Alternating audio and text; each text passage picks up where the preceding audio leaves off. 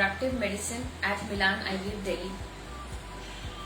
आज हम जिस टॉपिक के बारे में बात कर रहे हैं वो एक ऐसा टॉपिक है जिसके बारे में यूजुअली लोग कम बात करना चाहते हैं, वो है हमारी मेंटल हेल्थ। सुशांत सिंह राजपूत जी के साथ जो हुआ उसके बाद more and more people are talking about their mental health because it is a very important aspect जो लोग यूजुअली बात नहीं करते हैं।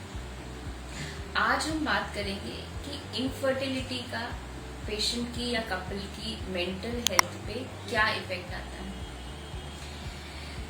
इनफर्टिलिटी और मेंटल हेल्थ के बारे में हम 3-4 एस्पेक्ट्स में बात कर सकते हैं कि एज सच इनफर्टिलिटी का कपल की मेंटल हेल्थ के ऊपर क्या इफेक्ट आता है, इनफर्टिलिटी ट्रीटमेंट का मेंटल हेल्थ के ऊपर क्या इफेक्ट है, स्ट्रेस क्या इनफर्टिलिटी कॉज करता है और हम कैसे इसको टैकल कर सकते हैं इस मेंटल हेल्थ इश्यूज को। सबसे पहले हम बात करते हैं कि infertility as such mental health को कैसे अफेक्ट करती है। जब भी एक कपल 1 ईयर तक रेगुलर कांटेक्ट में है विदाउट एनी कॉन्ट्रासेप्शन और उसके बाद भी उनको प्रेगनेंसी नहीं हो रही है तो हम उसको इनफर्टिलिटी कहते हैं। और कपल अगर 6 महीने तक ट्राई करता है, if the age of couple is more than 30 years of age, तो उसको हम इनफर्टिलिटी कहते हैं। बट इसको हमारा सोशल स्ट्रक्चर कहें या इंडियन सोसाइटी में एक मैरिज का पर्पस होता है एक बेबी को वर्ल्ड में लाना।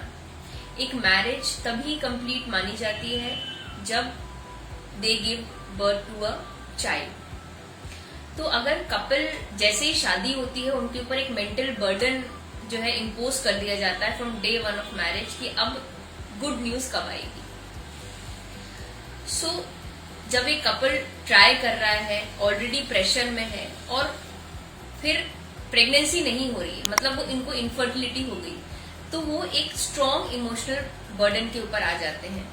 उन्हें ये थॉट प्रोसेस मन में आने लगता है कि कहीं कोई हमारे अंदर प्रॉब्लम है जिसकी वजह से हम एक बेबी को बर्थ नहीं दे पा रहे हैं। तो ये सब थॉट्स जो हैं पेशेंट के अंदर लैक ऑफ सेल्फ कॉन्फिडेंस और सेल्फ एस्टीम को कॉज करते हैं। उनके अंदर एक फीलिंग ऑफ इनएडुकेसी आ जाती है कि कहीं कोई प्रॉब्लम है जिसकी वजह से हमारे अंदर जो कि एक हम प्रेग्नेंट नहीं हो पा रहे हैं। तो एक sense of self inadequacy, loss of self confidence and self esteem हो जाता है। एडेड टू दैट हम एक सपोर्ट एक्सपेक्ट करते हैं जो कि नहीं मिलता है। फैमिली की तरफ से भी पेशेंट को बर्डन किया जाता है, सोशली भी और फाइनेंशियली भी। तो यूजुअली पार्टनर को रोल सबसे पहले आता है। पार्टनर भी कभी कभी, मैं ये बात नहीं कहूंगी कि सिर्फ मेल पार्टनर, अगर प्रॉब्लम मेल्स के साथ है तो फीमेल पार्टनर, या अगर प्रॉब्लम फीमेल के साथ है तो मेल पार्टनर सपोर्ट नहीं करते हैं। तो इसकी वजह से कपल में कभी कभी मैरिटल कॉन्फ्लिक्ट्स भी हो जाते हैं और सेक्सुअल प्रॉब्लम्स भी आ जाती हैं, क्योंकि उनको ऐसा लगता है कि मैरिड लाइफ में सेक्सुअल इंटरकोर्स का रोल सिर्फ एक बेबी को जन्म देना है। तो इसकी वजह से बहुत सारे सेक्सुअल प्रॉब्लम्स और मैरिटल प्रॉब्लम्स भी अराइज होते हैं।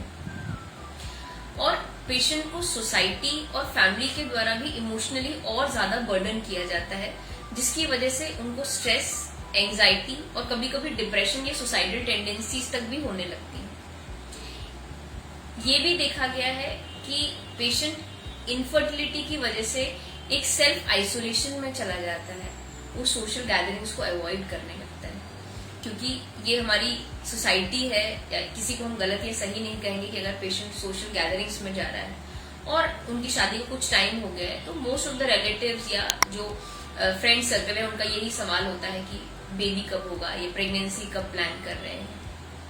तो पेशेंट इन सब चीजों को, इन सवालों को, अपने स्ट्रेस और एंजाइटी को अवॉइड करने के लिए सेल्फ आइसोलेशन में चले जाते हैं, लोगों से कॉन्टैक्ट खत्म कर लेते हैं।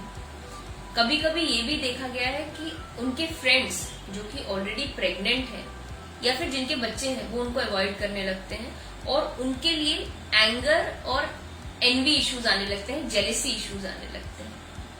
सो ये सब हमारे सोशल स्ट्रक्चर की वजह से, जिसमें इनफर्टिलिटी को एक स्टिग्मा माना जाता है कि पेशेंट के अंदर इनफर्टाइल होने की वजह से इतने सारे मेंटल हेल्थ इश्यूज आने लगते हैं।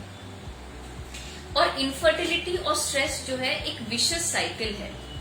अगर पेशेंट इनफर्टाइल है तो उनके अंदर एक स्ट्रेस या एंजाइटी डेवलप हो रही है, और ये स्ट्रेस और एंजाइटी हेल्प आउट नहीं करता है, उनकी इनफर्टिलिटी को और बढ़ाता है, जिसके बारे में हम आगे बात करेंगे। तो it's a vicious cycle. Stress causes infertility और इनफर्टिलिटी कॉजेज स्ट्रेस। तो जितना ज्यादा स्ट्रेस, एंजाइटी, डिप्रेशन बढ़ेगा उतना ही इनफर्टिलिटी इश्यूज बढ़ेंगे। ये तो पर से इनफर्टिलिटी की बात हो गई। कुछ ऐसे कॉजेज भी हैं इनफर्टिलिटी के जिनकी वजह से कपल को प्रेगनेंसी नहीं हो रही है, जो खुद में भी मेंटल हेल्थ इश्यूज को जन्म देते हैं। मोस्ट कॉमन अगर हम बात करें, पीसीओएस का नाम आप सभी लोगों ने सुना होगा। पीसीओएस एक ऐसा प्रॉब्लम है जिसमें पेशेंट को प्रेगनेंसी नहीं होती, हार्मोनल डिस्टर्बेंस होते हैं, जिसकी वजह से ओवरी में बहुत सारी छोटी छोटी सिस्ट बन जाती हैं।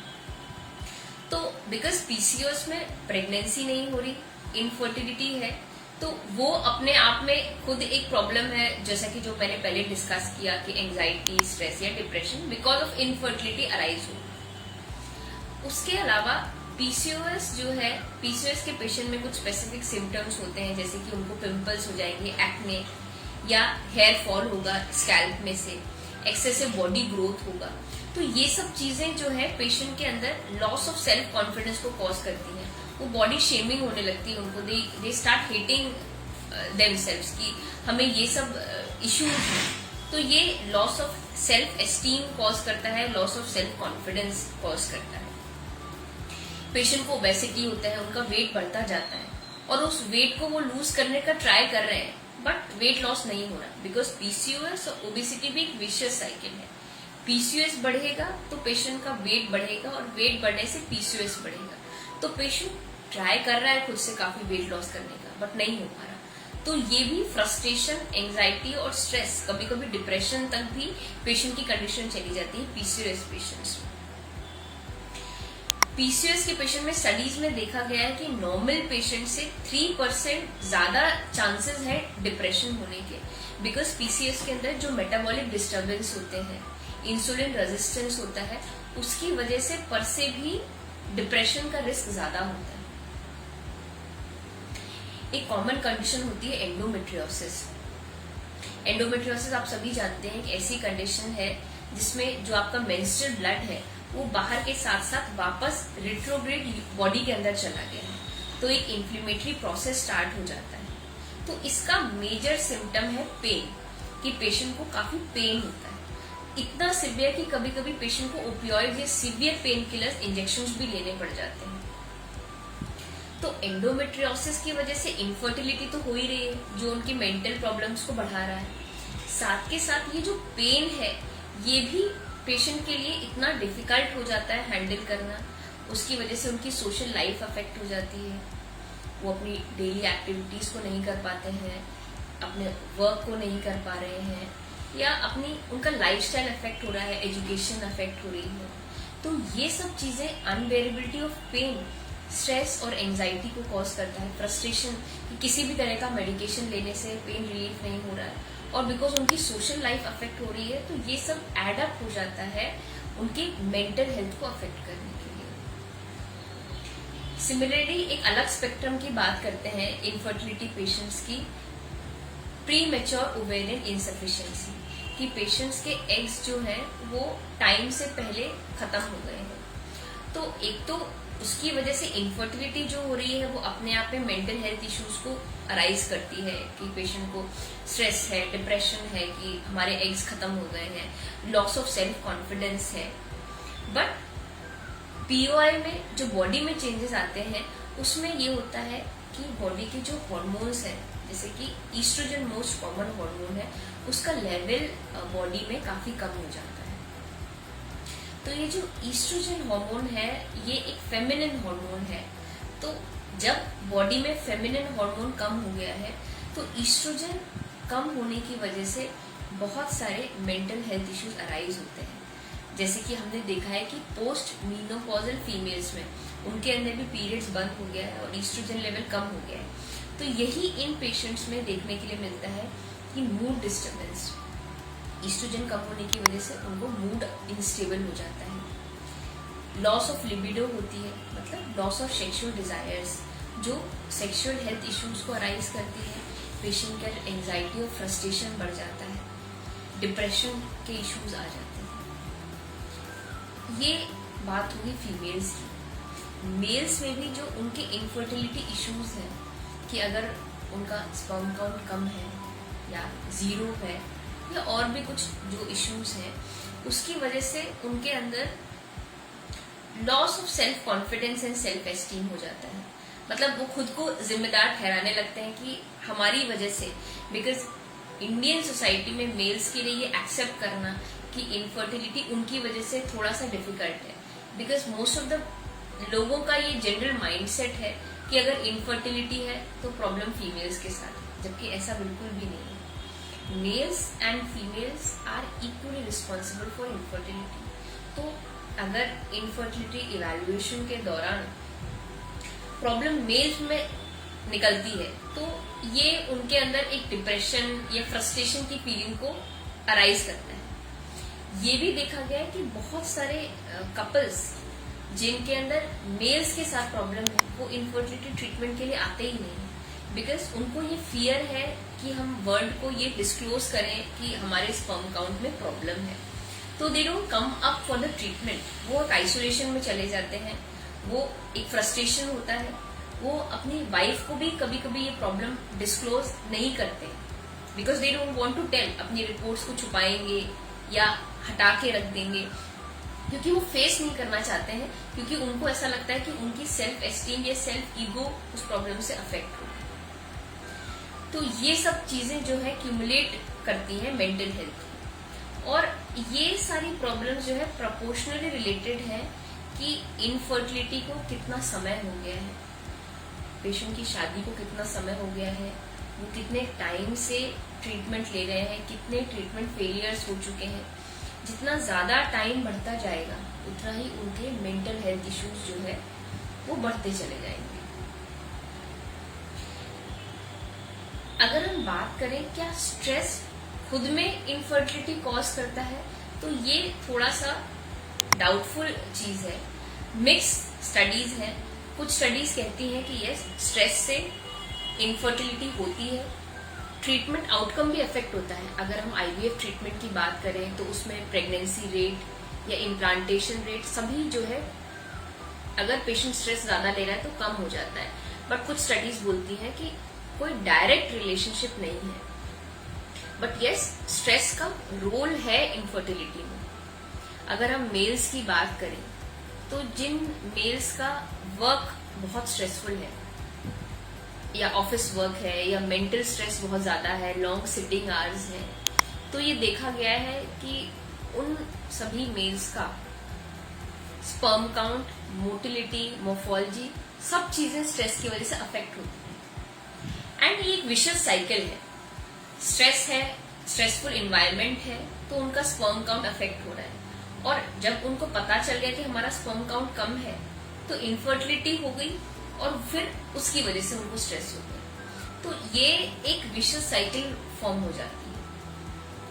और अगर इनफर्टिलिटी हो गई तो यूजुअली मेल्स अपना cope up mechanism of this stress लेते हैं एक बैड लाइफस्टाइल, बहुत ज्यादा स्मोकिंग करने लगते हैं, अल्कोहल इंटेक बढ़ा लेते हैं, कैफीन इंटेक बढ़ा लेते हैं, सोशल आइसोलेशन में चले जाते हैं, अनहेल्दी फूड हैबिट्स को अडॉप्ट कर लेते हैं, which further worsens their sperm count. तो ये सब चीजें को रिलेटेड है।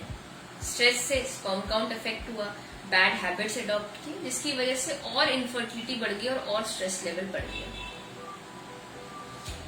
फीमेल्स की अगर हम बात करें तो उसमें बेसिकली स्ट्रेस पर से दो जगह अफेक्ट करता है। एक तो स्ट्रेस से जो हार्मोनल डिस्टरबेंस होते हैं वो कभी कभी पीरियड्स इरेगुलर कर देते हैं, मेंस्ट्रुअल इरेगुलरिटीज कॉज करते हैं, और पीसीओएस की प्रॉब्लम को एग्जैजरेट करते हैं, और कभी कभी एग फॉर्मेशन में भी प्रॉब्लम करते हैं। मतलब फीमेल को एनओव्यूलेशन हो जाता है, मतलब पीरियड्स नहीं आएंगे, साइकिल इरेगुलर हो जाएगा because of stress. Because stress से नेगेटिव हॉर्मोन्स बॉडी में रिलीज हुए। और सेकेंडली ट्रीटमेंट आउटकम भी हमारा अफेक्ट होता है। अगर फीमेल किसी भी तरह का ट्रीटमेंट लेने आए हैं और स्ट्रेस है या वो मेंटल हेल्थ इश्यूज से सफर कर रहे हैं, तो वो जो है उनके ट्रीटमेंट आउटकम को अफेक्ट करता है। एक बहुत इम्पोर्टेंट हम जो बात करते हैं कि इनफर्टिलिटी ट्रीटमेंट का क्या पेशेंट के मेंटल हेल्थ के ऊपर कोई इफेक्ट होता है।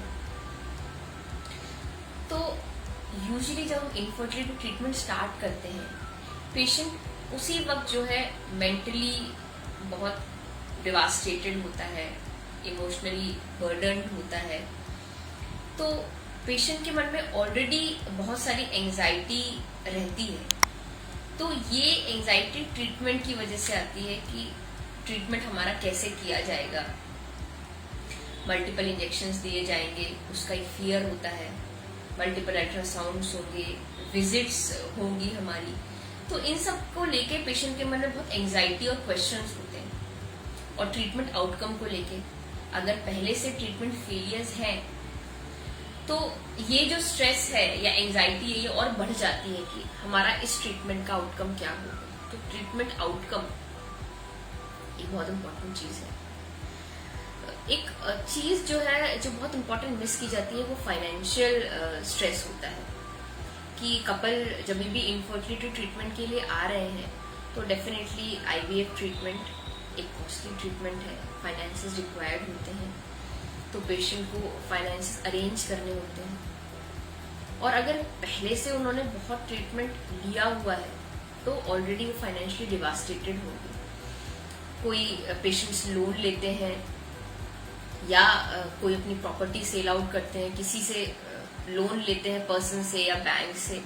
तो ये सब चीजें भी फाइनेंशियल स्ट्रेस को इंक्रीज करती हैं कि मनी कैसे अरेंज होगा, और अरेंज हो गया तो उसको वो कैसे रीपे करेंगे। ट्रीटमेंट सक्सेस हो गया तो well and good, they are happy.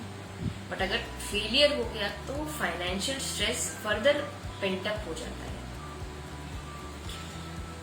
Treatment पर से भी थोड़ा सा जो हम ट्रीटमेंट करते हैं इनफर्टिलिटी में, तो जो हम इंजेक्शंस और मेडिसिन देते हैं उनसे थोड़ा सा हम लोग कह सकते हैं कि मूड डिस्टर्बेंस पेशेंट को हो जाते हैं, बिकॉज वो ईस्ट्रोजन और प्रोजेस्टेरोन होता है। तो वो कुछ अमाउंट तक मूड इंस्टेबिलिटी पेशेंट को कॉज करते हैं। तो ट्रीटमेंट भी एज सच एक रीजन है स्ट्रेस का, अगर हम बात करें।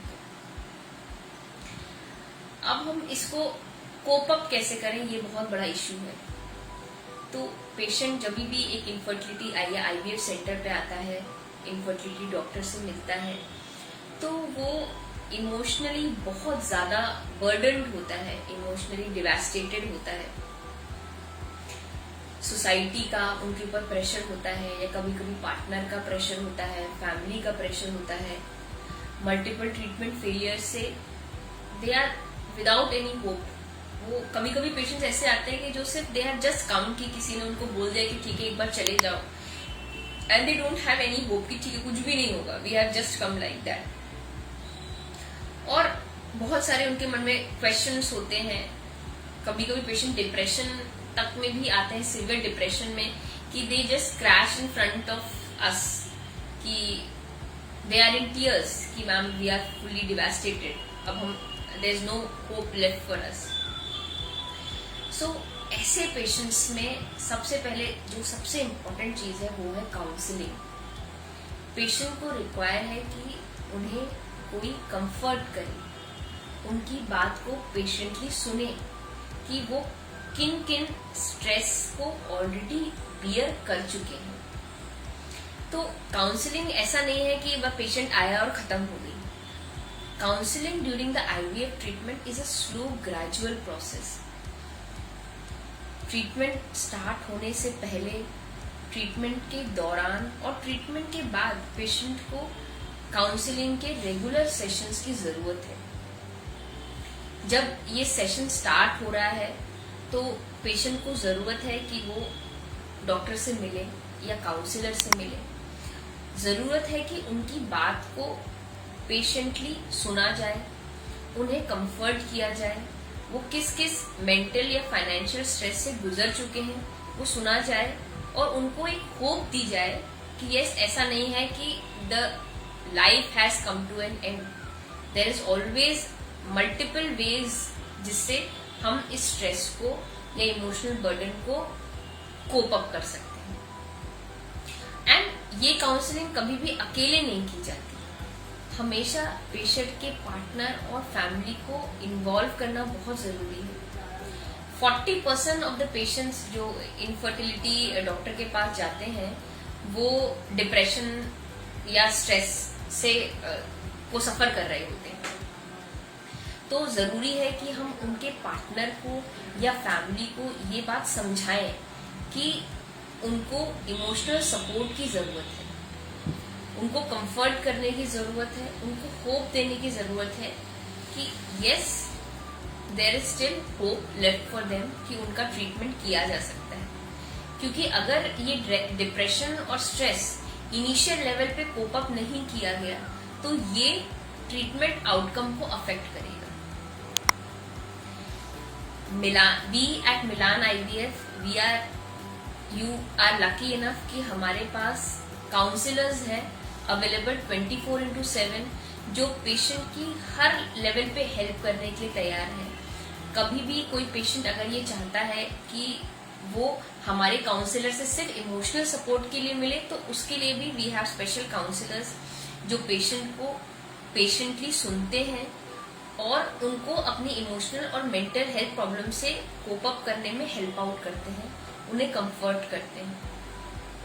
फाइनेंशियल जो कंस्ट्रेंट्स है या फाइनेंशियल जो स्ट्रेस है उसको भी हमारे काउंसलर्स सॉल्व करने की कोशिश करते हैं कि अगर पेशेंट को कहीं भी फाइनेंशियल्स अरेंज करने में प्रॉब्लम आ रही है तो हमारे काउंसलर्स उनको हेल्प आउट करते हैं कि वो लोन ले सकते हैं या जो भी और ऑल्टरनेटिव मेथड्स हैं कि हम मैक्सिमम तरीके से उनको मल्टीपल लेवल पे सपोर्ट कर सकें कि वो स्ट्रेस फ्री होके हमारे इस आईवीएफ ट्रीटमेंट से ट्रीटमेंट को ले सकें। हमारे काउंसलर्स जो हैं वो ट्रीटमेंट के दौरान भी पेशेंट को रेगुलर बेसिस पे काउंसलिंग करते रहते हैं कि आपके ताकि उनको गाइड किया जा सके ये ट्रीटमेंट कैसे किया जाता है। उनको पहले से ये पता होना चाहिए कि आपको अगर पेशेंट को हम पहले से काउंसिल कर दें कि आपको इतनी विजिट्स लगेंगी, इतने इंजेक्शंस होंगे। पेशेंट के मन में बहुत सारे मिथ्स होते हैं, डाउट्स होते हैं कि आईवीएफ बहुत पेनफुल प्रोसीजर है या बहुत सारे इंजेक्शंस लगते हैं जो उनके मेंटल स्ट्रेस को इंक्रीज करता है। तो हमारे जो काउंसलर्स हैं वो पेशेंट की ये सभी क्वेरीज को क्लियर करते हैं कि क्या मिथ है और क्या रियलिटी है, कि कितना उनको इंजेक्शंस लेना है, क्या अल्ट्रासाउंड करना है, मोस्ट इम्पॉर्टेंटली कि इस ट्रीटमेंट के क्या साइड इफेक्ट्स हो सकते हैं और ट्रीटमेंट आउटकम क्या हो सकता है। पेशेंट के अंदर फॉल्स एक्सपेक्टेशंस भी नहीं होनी चाहिए, क्योंकि अगर पेशेंट का ट्रीटमेंट फेलियर हो गया और हमने पेशेंट को फॉल्स होप दी हुई है तो उनका मेंटल हेल्थ और ज्यादा अफेक्ट हो जाएगा। तो ये हमारे काउंसलर्स एक बैलेंस बिठाते हैं कि पेशेंट को कंफर्ट भी करें, उनको होप भी दें और एक फॉल्स पॉजिटिविटी भी क्रिएट ना करें कि आईवीएफ का रिजल्ट 100% है। तो एक बैलेंस करना बहुत जरूरी है ताकि पेशेंट भी प्रिपेयर्ड रहे हर तरह के आउटकम के लिए। So our counsellors play a very important role, जो पेशेंट के साथ जैसे ही ट्रीटमेंट स्टार्ट होता है till their treatment is completed, अगर उनका रिजल्ट पॉजिटिव आता है तो उनकी हैप्पीनेस को शेयर करने के लिए, और अगर रिजल्ट नेगेटिव भी आता है तो भी पोस्ट ट्रीटमेंट भी आवर काउंसलर्स आर अवेलेबल, जो उनसे बात करते हैं कि उनको इस फेलियर से कोप अप करने में भी हेल्प आउट करते हैं, जो कि बहुत जरूरी है। क्योंकि अगर हम पेशेंट को प्रॉपरली कंफर्ट नहीं करेंगे, उनको मेंटल हेल्थ से कोप अप करने में हेल्प आउट नहीं करेंगे तो ये ट्रीटमेंट पर से ही पेशेंट के मेंटल हेल्थ या इमोशनल बर्डन को एडअप कर देगा। So today is world mental health day, so I will request all the audience कि आप अपने इनफर्टिलिटी का जो स्टिग्मा है सोशल, उसको छोड़ के अपने डॉक्टर से मिलें और अपने सारे डाउट्स को क्लियर करें। वो आपको इमोशनली, मेंटली और मेडिकली सभी तरीके से हेल्प करने के लिए रेडी है। Thank you so much.